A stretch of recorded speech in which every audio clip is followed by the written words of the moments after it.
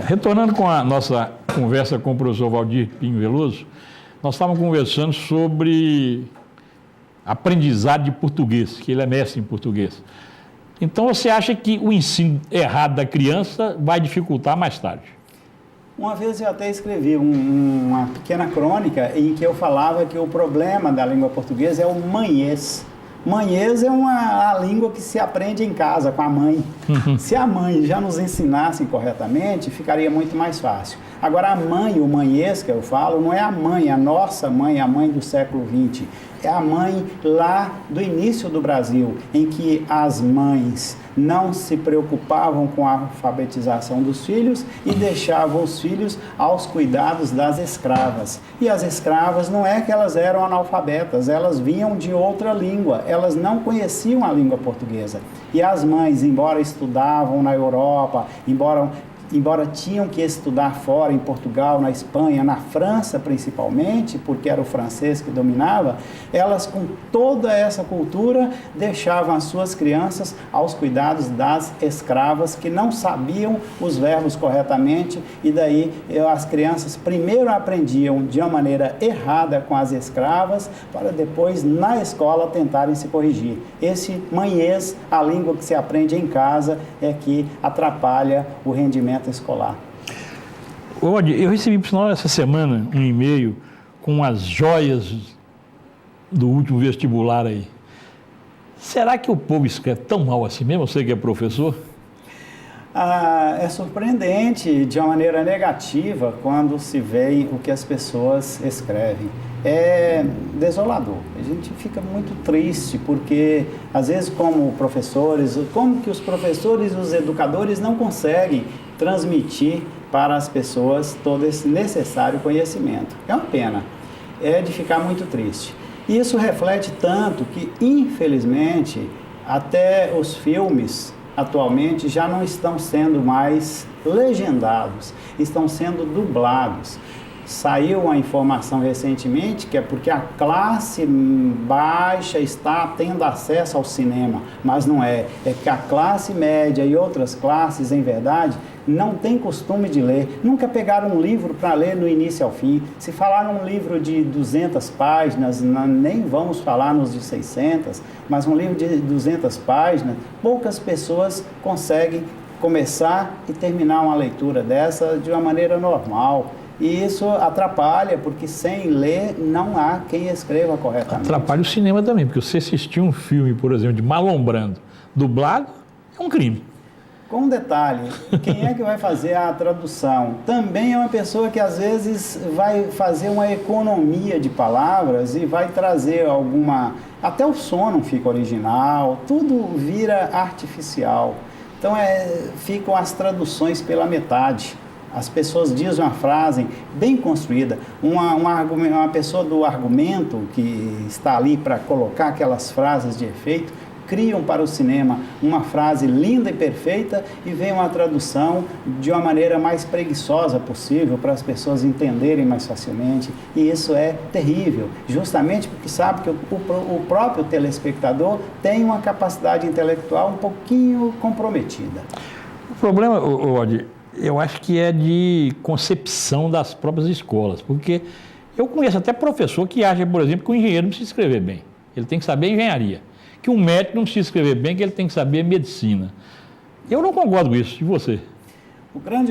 Algumas vezes as pessoas se assustam em informações como, por exemplo, que existem matérias como filosofia da matemática, filosofia na engenharia, filosofia em todos os segmentos. As pessoas acham que é um absurdo, as pessoas estão ali para aprender ou para fazer a área de ciências exatas, mas a divisão das matérias é só por uma questão didática, é uma especialização. A ciência em geral todo mundo tem que dominar, a língua portuguesa obrigatoriamente todo mundo tem que dominar. Agora, se a pessoa é de uma área, por exemplo, de biologia, além do português correto, perfeito, imaculado, ele tem que conhecer também a área de ciências biológicas e da saúde. Se a pessoa opta pelas exatas, se a área de ciências exatas, além de conhecer bem o português,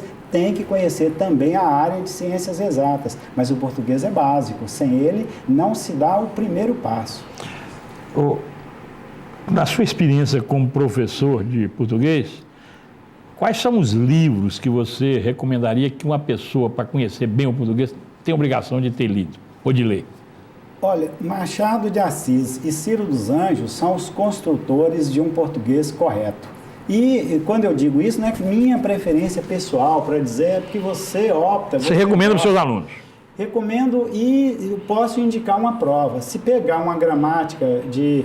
por exemplo, Lindra e Sintra, que é uma das gramáticas mais adaptadas, mais usadas no Brasil e em Portugal, né, de Celso Cunha, né, e Lindra e Sintra, o Celso Cunha no Brasil e o Lindra em Portugal, eles fazem uma única gramática e cada um adapta ao português americano, que é o do Brasil, e o europeu, que é de Portugal.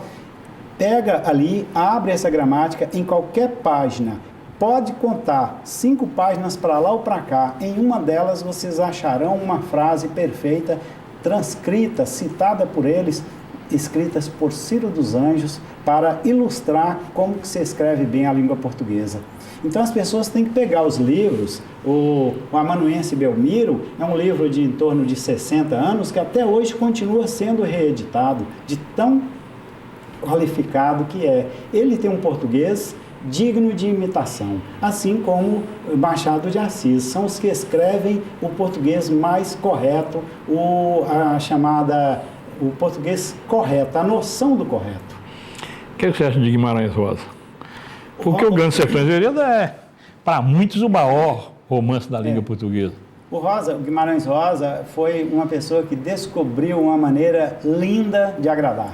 Ele escreveu primeiras histórias, por exemplo, num português normal, igual estamos conversando.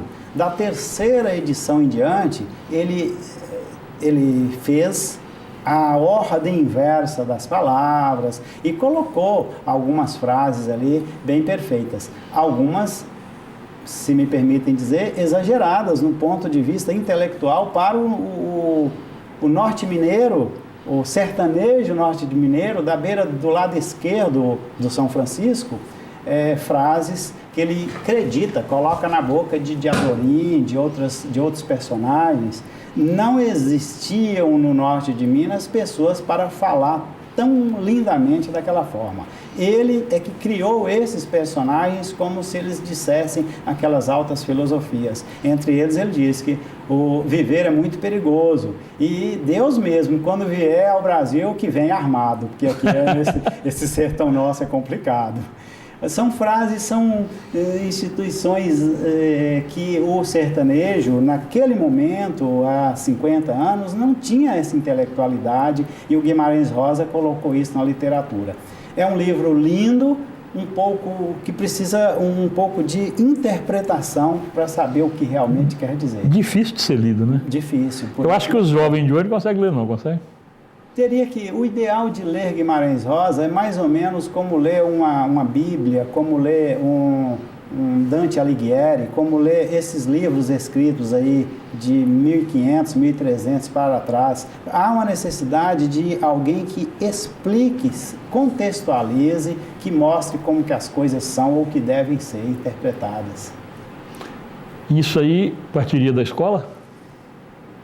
O conjunto de leitura faz com que as pessoas se tornem críticas por si sós. Porque eu me lembro bem, eu aprendi um pouco de português, bastante, com o professor Márcio por causa disso, porque ele lia grandes livros para a gente, de grandes autores, e obrigava a gente a interpretar em sala de aula. Eu achava isso fenomenal. Eu me lembro que a professora Lúcia, lá em Brasília de Minas, Dona Lúcia, leu para nós um texto de Guimarães Rosa. E ele fala que, ele diz que eu nasci ali, consta uma frase assim, foi ali que eu nasci.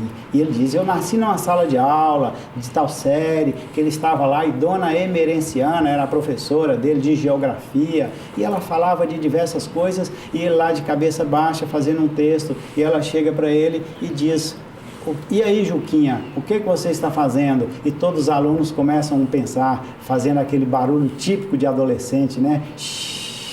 É agora. E ela pega o texto e quando lê, acha que aquilo é maravilhoso. E ele descrevia em 10 linhas uma viagem que ele hipoteticamente teria feito ao Polo Norte, numa meia hora de estudo ele fez aquilo ali, enquanto que a professora falava de geografia. E ela diz, muito bem, Juquinha, você vai ser um grande escritor. E ele diz, foi aí que eu nasci.